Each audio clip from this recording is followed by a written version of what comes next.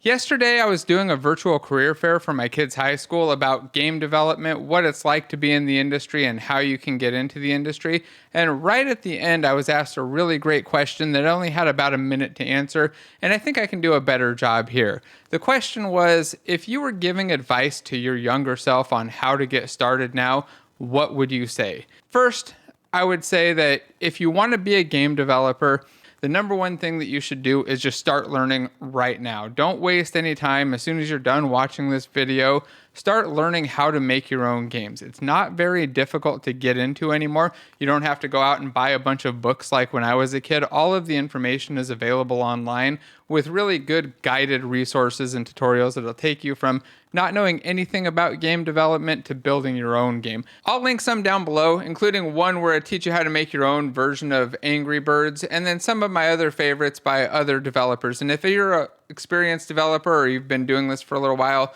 watching a bunch of tutorials, and you found one that was really great, please drop that down in the comments so everybody can see it as well. Now, this might sound like really simple, basic, kind of stupid advice even, but the truth is that most people that say they want to get into game development or want to make games end up just sitting around waiting for somebody to magically instill the knowledge in them. They're waiting until maybe one day they'll find a college class that teaches them. Then they get to college and they learn about something else and just kind of stumble into that thing instead. They're not really pushing for it and trying right away. And I think that you really just have to get in there and start immediately. Don't wait around. Don't wait for some external motivation. You've just got to start doing it yourself. There really are no roadblocks. And when I think about most of the best programmers that, at least the ones I've heard of, they all started when they were like teenagers, just coding on their own, and they learned on their own through reading and experimenting and trying things. It becomes a passion thing and you get into it. And you can do the same. You don't really have to go through any formal process to get into it. Now, right before my presentation on game development was one from a pilot, and I'm sure you can imagine that the advice there was drastically different, because with a pilot, you can't just experiment and go fly a plane around with a bunch of people and hand it off to other people and see what happens.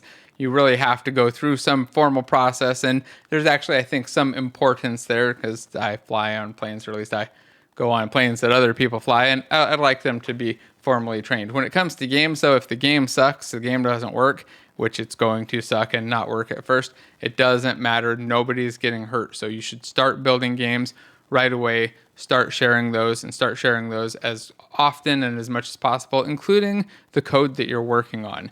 Now, when I talk about sharing the code that you're working on, most people aren't really going to care. Most people aren't going to be interested in the game development side. Even your friends and family, they'll be loosely interested in checking out the things that you made for a few minutes, but they're not going to want to sit around and see, hey, you made this new feature. Oh, you made this little update. They're not going to want to see every little bit that you do. Instead, what you want to find is a group of other game developers that are also kind of at the same level, learning and extremely interested.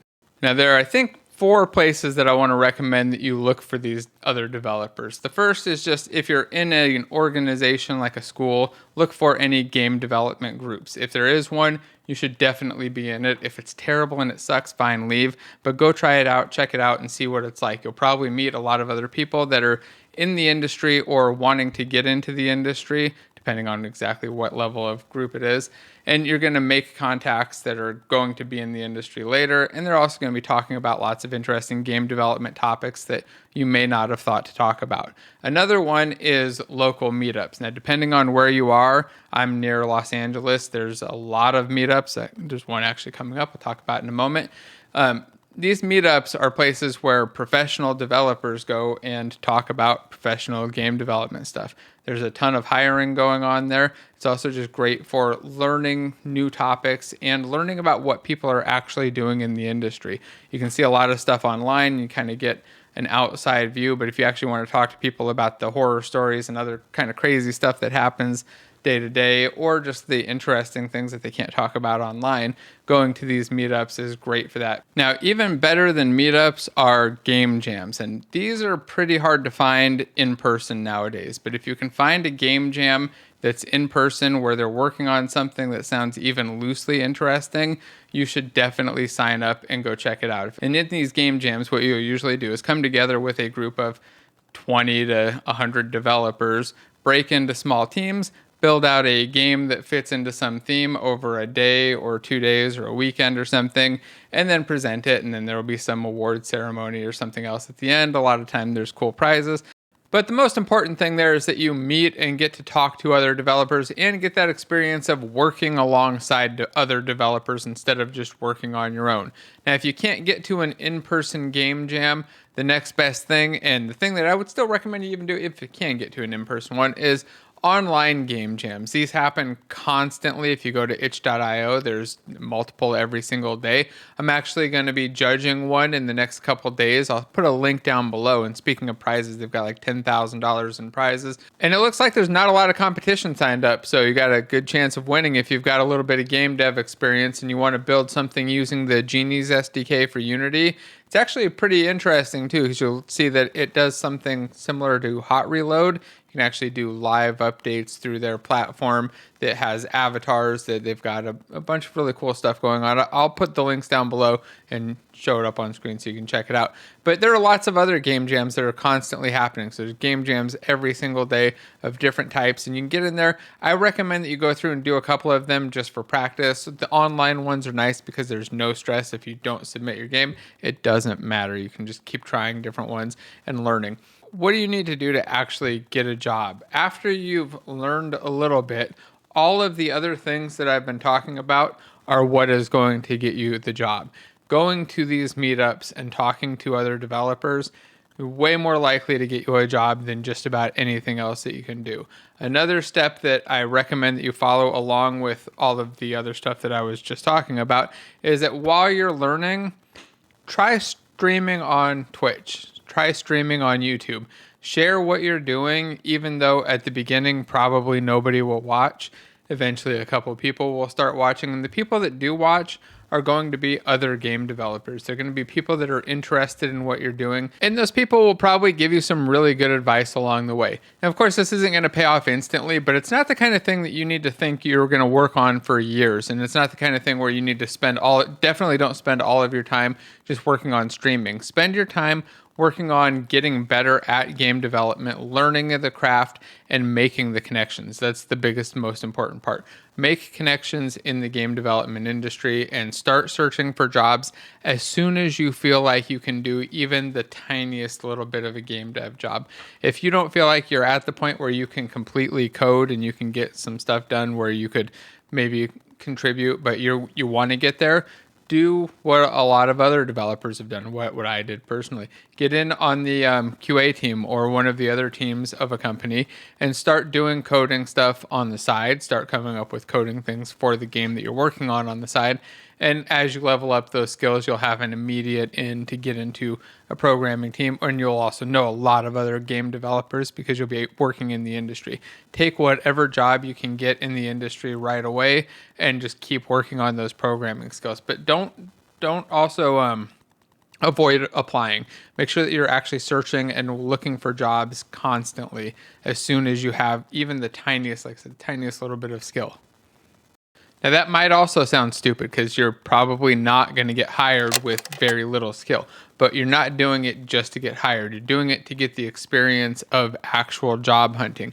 Looking for a job is something that takes effort, it takes skill, and it takes some practice. And interviewing for a job takes even more practice. You should be watching some practice interviews and stuff as you're preparing. But before you even get to that point, you need to get to getting an interview. So you've got to actually start actively looking for jobs and doing it early on, getting rejections early on and accepting that you're going to get lots and lots of rejections at first. Two last little bits of advice I want to give. First is, if you find that you just can't get enough time to learn, like you're too busy, you're always working or doing some other stuff, and you're just unable to ever spend time learning game development, what I would recommend first is check and see, are you playing a ton of video games? Because if you are, that's probably where all of your time is going, and you might need to just cut that back. I know it's sad to hear, but I'd say that for most game developers, you should probably spend about 75% of your time building games and the other 25% playing games, so that you're still getting experience with everything that's out there, learning and getting inspiration. But you really need to be spending most of your time doing the development side, not so much the playing side. And if you're waiting to go to school because you're thinking, oh, well, I don't have time now. If you don't have time now, how are you going to have time to go to school and do it? You can learn this stuff in your spare time, just like you could in school. In fact, it'll take you less time than in school because you can just focus on what you want to learn and learn it right away. I would say if you're graduating from high school this year, just spend the summer. Don't wait till the summer. Start right now, and then just keep going throughout the summer, working on your game development skills and actively searching for jobs. Don't wait. Don't sit around and waste time. Just get right into it. Now, the last thing I wanted to mention, if you're looking to get into game development and you're not following Amir on LinkedIn, just look at the link down below. Definitely the best resource ever, at least that I've ever seen, for game developers trying to get into the industry or game developers in the industry looking for jobs. Go check it out, and then I'll put some other resources down below. And if anybody's got any suggestions, put those down below too. See you later. Bye.